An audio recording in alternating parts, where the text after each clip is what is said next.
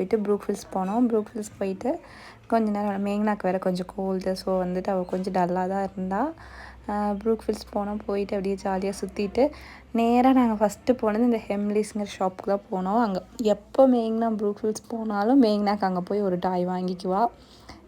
அவளே கேட்பா, டாய் வேணும், ட்ரீட் வேணும் அப்படின்னு கேட்பா. ஸோ நாங்கள் அவளுக்காக போய் அங்கே ஹெம்லிஸில் போய் டாய்ஸை சூஸ் பண்ணிட்டு இருந்தோம்.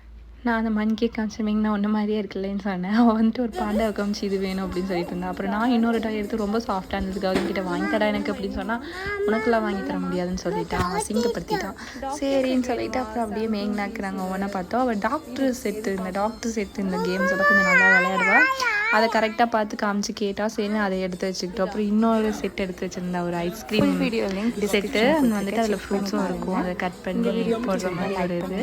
சரி நான் அதையும் சூஸ் பண்ணிவிட்டு இடையில திடீர்னு கௌதம் வந்து ஒரு குட்டி பவுவை எடுத்துகிட்டு வந்திருந்தான்.